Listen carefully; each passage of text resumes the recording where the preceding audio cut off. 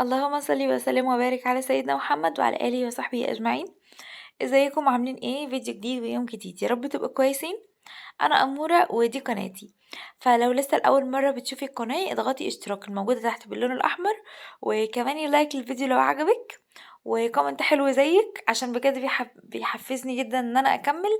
وبحب اوي الكومنتات دي حتى ولو كانت بسيطه. فبصراحه بتفرق معايا جدا.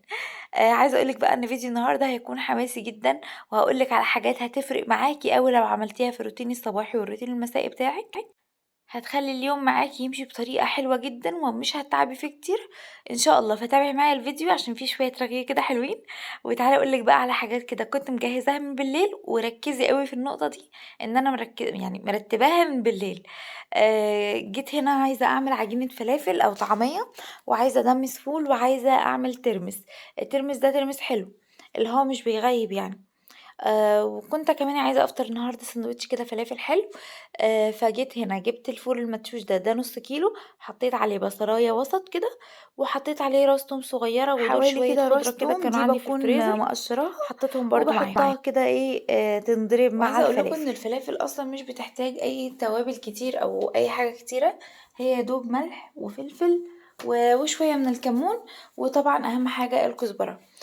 حطيتهم بقى كده في الكبة وضربتهم كويس وكده خلاص كانت الفلافل خلصانة معايا، ولا بنحط baking powder ولا أي حاجة من دي. الbaking powder لو حابة تحطيه حطيه بعد ما تطلع من الفريزر، لو حسيتِ إن هي مجمدة معاكِ شوية أو مش مجمدة، هتحسي إن هي مكتومة معاكِ شوية لو عملتِ الفلافل وهي طالعة من الفريزر كده على طول. فافضلي اضربي فيها شوية وحطي لها سِنّة بسيطة خالص من الbaking powder، هتحسي إن هي نفشت معاكِ ومش مكتومة. جبت هنا بقى حلتين على النار، حطيت في واحدة الفول، وحطيت في واحدة تانية الترمس. الفول مش باحط له أي حاجة غير هي طماطماية وبصلاية سليمة كده زي ما هي، و وإيه تاني، وليمونة بس عشان بتخلّي لون الفول فاتح كده وحلو.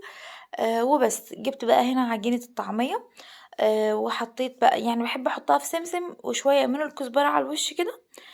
ودي أنا منها باعملها حاجتين، عشان عايزة أفطر وعشان عايزة أعمل اختبار ليها.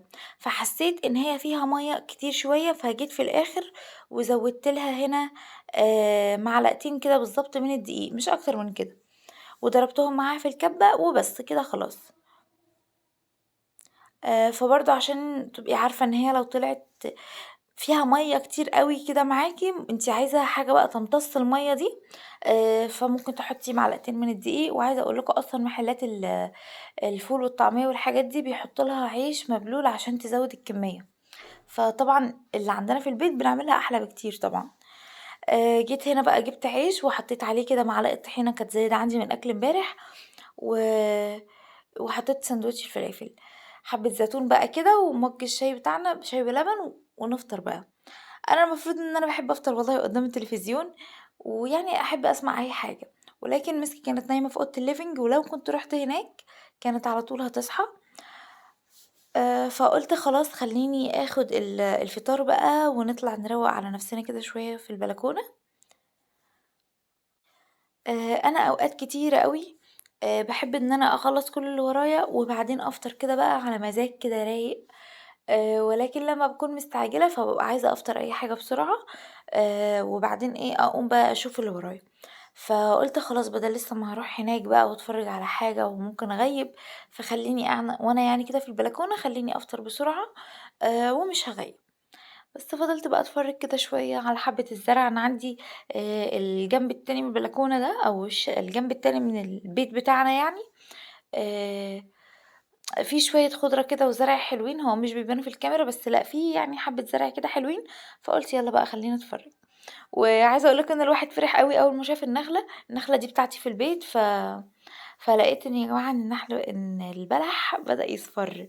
دي النخلة اللي هي البلح اللي هو الأصفر، ففرحت كده والله لمّا لقيت إن البلح بدأ يصفر خلاص، يعني نفسي آكل بلح، وبلح من اللي هو الأحمر المسكّر. فخلاص يعني كلّها أقل من شهر إن شاء الله. بُصّوا أنا باقول لكم تعالوا كده اتفرّجوا. بُصّوا خلاص، بس هي يعني النخلة بالضبط بتاعتنا هي نُصّها بايظ. بس جيت بقى هنا كده بسرعة وقُلت خلّيني آخُد المواعين أشطّبها، هارجّع بقى المواعين مكانها وأغسل المواعين الجديدة، وتعالوا بقى نرغي كده مع بعض شوية. فإحنا بنعمل المواعين. عايزة أقول لكم إن أنا باحب فقرة المواعين دي جدًا، وباحس كده إن أنا لمّا باشوفها في فيديو باحس إن أنا متحمسة كده ومتشجعة وبتدّيني power كده، فما حبيتش إن أنا أحط المواعين النهارده في غسالة الأطباق، وهُم أصلًا مش كتير. فقُلت خلّيني أعملهم معاكم كده ونتنشّط، وخصوصًا إن هي فيها أطباق وحاجات كبيرة فهتاخد حيّز في غسالة الأطباق وخلاص. تعالوا بقى أقول لكم على شوية حاجات لو عملتيها الصبح هتحسي فعلًا إن هي فارقة معاكِ، وحاجات كمان لو عملتيها من بالليل هتحسي إنها فارقة معاكِ أكتر.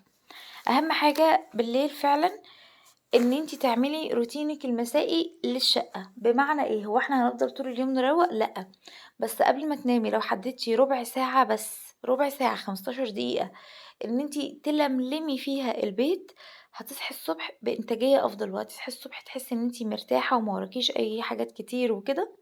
بمعنى إيه؟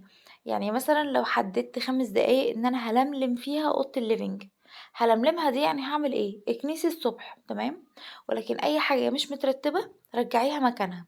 عارفة أنتِ لو خدتِ باسكت كده، مش باسكت اللي هو باسكت القمامة أعزكم الله، لأ باسكت الغسيل مثلًا، و وفضلتِ تلفي على الشقة، اللي هي أي حاجة مش في مكانها أنا هاحطها في الباسكت ده، ولملمتِ كل حاجة في الباسكت ده، خلاص أنتِ هتحسي إن البيت معاكِ رايق.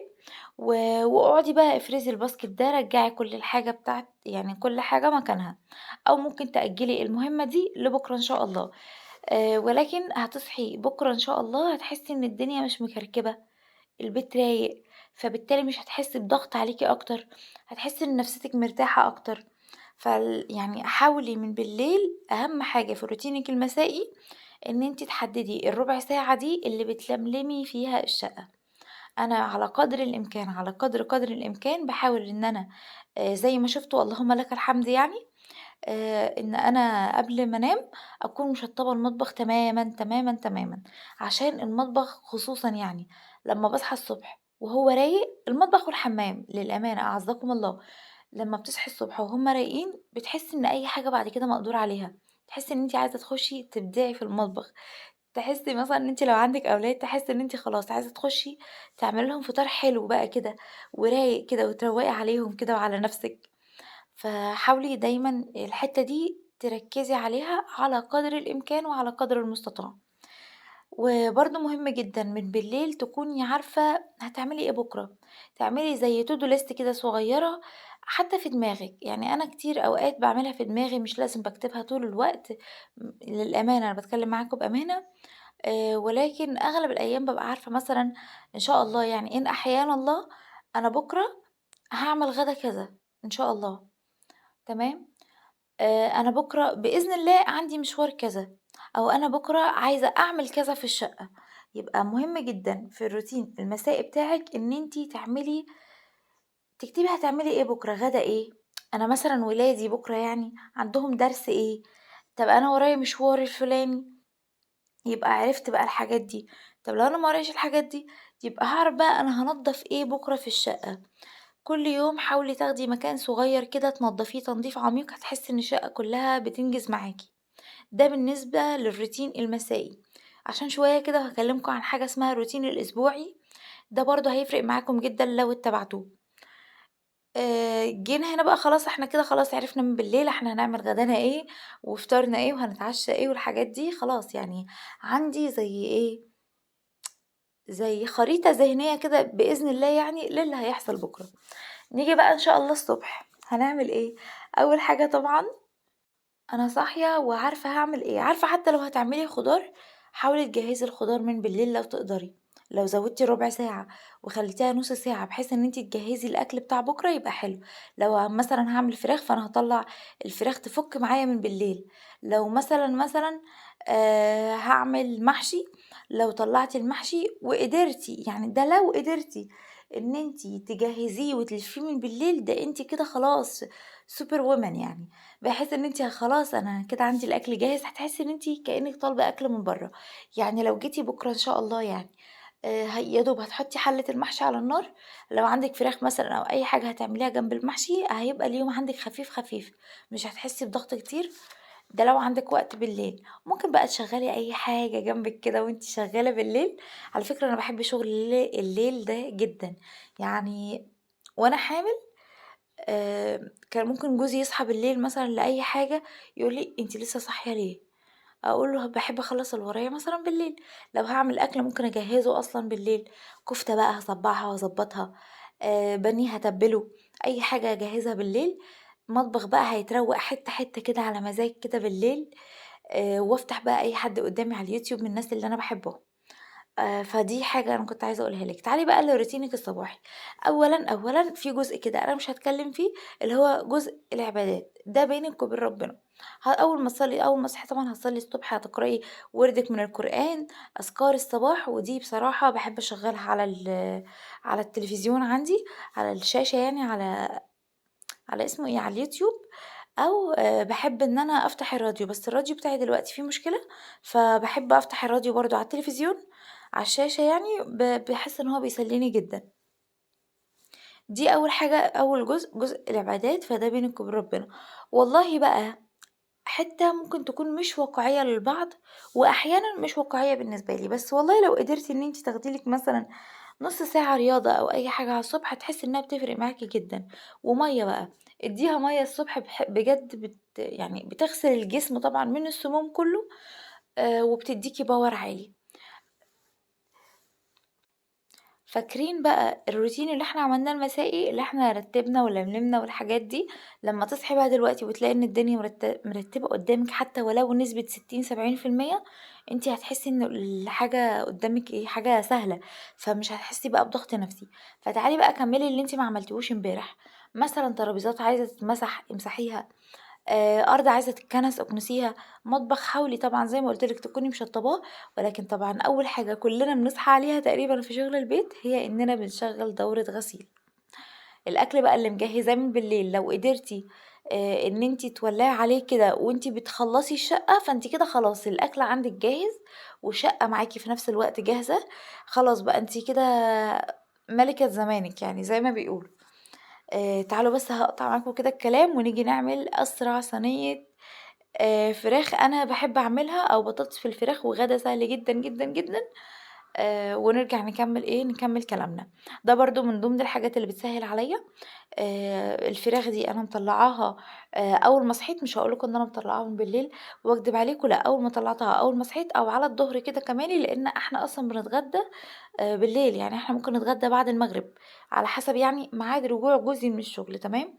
فجِبت هنا بقى نُص طماطماية، وجِبت بصلاية، جِبت فصّين من التوم، وشوية من الزيت، وقرنين من الفلفل، دي كده الخضار اللي أنا هاحطه. هاجي بقى هنا أحط معلقة من الكاري، أحط شوية بابريكا، توم باودر وبصل باودر وفلفل أسود، وشوية من ورق اللوري بس، اللي هو المطحون يعني. يعني باختصار يا جماعة، عندِك طماطم وعندِك بصل وعندِك فلفل وعندِك توم، ده الخضار اللي أنتِ هتضربيه في الكبة، إضافةً بقى لأي توابل عندِك، اللي أنتِ حاباها، دي مفتوحة بالنسبة لِك يعني. هاضربهم بقى كده كويس في الكبة، وهاخد التتبيلة دي هاقسمها على نُصّين، يعني بالنظر كده.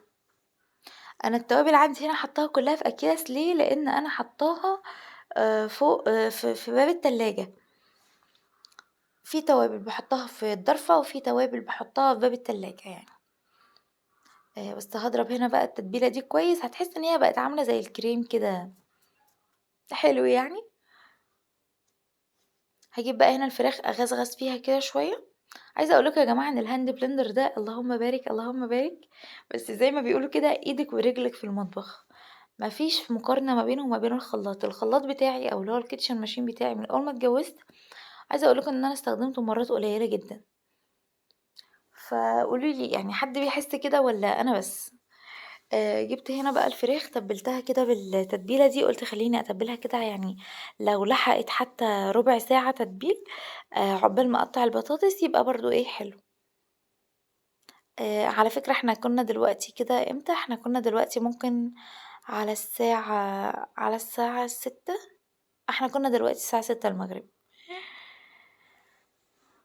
بس طول اليوم بقى اللهم بارك يعني مسك بتكون آخدة الوقت كله، وأكيد يعني بقى لو عندِك أولاد فأنتِ أكيد فاهمة الحوار ده كويس، وحتى التصوير أصلًا هتلاقوا كل شوية التصوير بيتهز، لإن هي عندها فضول أوي تجاه الstand هو إيه ده، وعايزة تيجي تستند مثلًا عليه. هي اللهم بارك يا رب في ولادي وولادكم جميعًا. هي عندها 8 شهور، فعايزة تستكشف بقى اللي حواليها وكده. وعايزة أقول لكم برضه يا جماعة إن البطاطس دلوقتي غالية أوي ونُصّها بايظة. يعني البطاطس تقريبًا جايباها النهارده ب20 جنيه ونُصّها بايظ فعلًا زي ما أنتم شايفين كده. فاللي هو الكيلو فعلًا يا دوب يتحط في الصينية، ومش فكرة بقى إن هو كده غالي يعني إن هو ال20 جنيه هيتحط في الصينية، لأ بس نُصّها يا جماعة بيبقى طالع بايظ والله. هي أصلًا تقريبًا البطاطس دلوقتي كلّها تلاجات، صح اسمها كده تلاجات. يعني حاطينها في التلاجات من لمّا كانت البطاطس رخيصة يعني. بس بقى خلاص هاغسل البطاطس ونجهّز بقى الصينية بتاعتنا.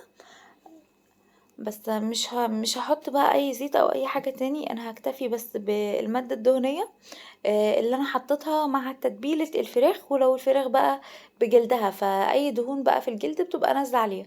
حطيت هنا فص توم صغير خالص كده، و وحطيت بقى بصلاية برضه صغيرة. هتقولي لي طب ما إحنا حاطين بصل في التتبيلة، بس دي بقى البصلاية اللي هي بتاعة صينية البطاطس. باعتبر إن دي حاجة ودي حاجة، رغم إن أنا أصلًا شايلة نُص التتبيلة دلوقتي هاتبّل بيها صينية البطاطس. يعني بُصّوا أنا باقسم التتبيلة نُصّين، نُص باحطه على الفراخ والنُص التاني باحطه على صينية البطاطس. هاخد كده البصلاية أحط عليها سِنّة صغيرة من الفلفل الأسود وشوية من الملح، وهادعك كده البصلاية كده حركة أمهاتنا زمان. أنا نِفْسي يا جماعة في الهون، عارفين الهون اللي هو بتاع زمان ده؟ أنا ما عنديش هون، ونِفْسي فيه جدًا. باحس إن هو بيدّي نكهة تانية مختلفة تمامًا للأكل. يعني لو جِبت كمون مثلًا وكزبرة واسمها إيه، وتوم مثلًا وفلفل أخضر وضربتهم في الكبة، هاحس إن النكهة دي مختلفة تمامًا عن النكهة اللي باضربها مثلًا في الهون. أنا عند حماتي تحت عندها هون، فباحب لمّا أنزل أستخدمه، أو مصدقة ممكن آخده منها. المهم يعني هابقى أجيب إن شاء الله. أنا خدت نُص طماطماية بس في التتبيلة، والنُص الطماطماية التاني بقى حطيتها هنا. هاخد بقى التتبيلة ذات نفسها. أنا كده طبعًا هاحط شوية مَيّة للبطاطس والفراخ عشان تستوي كويس وتستوي برضه بسرعة. وإحنا بنحب البطاطس تكون juicy كده يعني مستوية أوي. ف يعني زوّدت شوية مَيّة. بس حسيت بقى بُصّوا إن البطاطس دي هتبقى قليلة، فقُلت طب خلّيني طيب أحط إيه، فلفلايتين كده كمان معاهم. ولو عندِك بقى بطاطا، صينية البطاطا بالبطاطس دي بتبقى حلوة أوي وباعملها على طول أوي. يعني أنا قُلت أقول لكم ليكون مثلًا حد هيستغربها أو كده. البطاطا يا جماعة في الطبيخ بتبقى حلوة جدًا، جدًا، جدًا، وابقوا جرّبوها وابقوا قولوا لي. بس أنا عايزة أرفع بقى الأكل على النار عشان نكمّل باقي كلامنا مع بعض. أو زي ما أنتم شايفين بقى خلاص يعني يا دوب هاعمل شوية رز بالشعرية، ودول هارفعهم شوية على البوتاجاز بحيث إن هي تاخد لها غلوتين كده، وبعدين هادخّلها بقى في الفرن الكهربا. تعالوا بقى نرجع لكلامنا تاني، يالّا بينا. آآ إحنا كده اتكلمنا تقريبًا في الروتين اللي هو المسائي، وقُلت لك أهم حاجة فيه إن أنتِ تكوني مخططة إن شاء الله هتعملي إيه بكرة، ولو عندِك أكل قدرتِ تجهّزيه تمام. تالت حاجة لو قدرتِ إن أنتِ في الروتين المسائي بتاعِك لازم تخصصي على الأقل ربع ساعة تلملمي فيها الدنيا. واتكلمنا برضه في الروتين الصباحي وقُلت لِك جزء العبادات مش هنتكلم فيه، ده حاجة خاصة بينِك وبين ربنا عشان ما يبقاش رياء. تاني حاجة طبعًا كلّنا بقى هنصحى نروّق الشقة، لو ورانا مشاوير هننجزها. قُلت لِك أول حاجة بنبدأ بيها هي دورة الغسيل، عقبال ما نخلّص تكون هي إيه، خلاص خلّصت معانا. وخلاص بقى بنكنس الشقة مثلًا، بنمسح حاجة، أي حاجة بقى خلاص ترويق الشقة العادي لغاية مرحلة الغدا. والله لو غداكِ جاهز من بالليل وقدرتِ إن أنتِ ترفعيه على النار يتسوى تمام. لو مش جاهز فأنتِ بتجهّزيه بقى. ودايمًا احتسبي إن ده آآ يعني لله أو مش لله، إحنا مش بنعطف عليهم بس يعني إيه، آآ ابتغاء مثلًا طاعة الله. إن أنتِ مثلًا بتطعمي أولادِك أو إن أنتِ بتروّقي بيتِك مثلًا عشان برضه أولادِك، حاولي كل حاجة يعني تحتسبيها لربنا. وتعالوا بقى نتكلم دلوقتي في الروتين الأسبوعي، لإن ده هنرجع فيه برضه لحاجة في الروتين الصباحي. في الروتين الأسبوعي حاولي إن أنتِ تحددي إن أنتِ هتخلّصي حاجة كل أسبوع. بمعنى إيه؟ أنا هاروّق أوضة النوم بتاعتي دي الأسبوع ده. وأنا في الروتين اللي هو اليومي بتاعي أو الروتين اللي إحنا هنسميه بقى خلاص روتين صباحي، هاخد النهاردة مثلا الشباك والبلكونة، هروقهم، همسحهم، هدعك الشبابيك، هغسل يعني الشبابيك. تمام خلاص، تمام كده خلصتهم. بكرة بإذن الله وانا بعرف يعني هعمل ايه بقى وهخطط ايه من بالليل. فانا هاخد مثلا الاتنين كومود، هاخد مثلا التسريحة بالادراج بتاعتها، ده كده يوم. هاخد مثلا نص الدولاب هروقه في يوم تاني، هعمل مثلا تحت السرير في يوم تالت، سجاد مثلا هغسله في يوم رابع. فبحيث ان انت كل اسبوع كده تكوني مخلصة حاجة ان شاء الله يعني. وكل مهمة بقى من دي هتبدأي ان انت تضيفيها في الروتين بتاعك، اللي هو اللي احنا هنسميه بقى الروتين الصباحي. انا النهارده كان عندي ايه؟ النهارده كان عندي السجادة اللي هي بتاعة المطبخ. انا مخليه الارض بتاعة الغرفة بتاعة اوضة النوم والطرقة والمطبخ والحمام دول عندي كده كلهم في جنب واحد كده، يعني اوضة النوم جنبها على طول التويلت، وجنبها على طول المطبخ، وكل ده كده في طرقة صغيرة.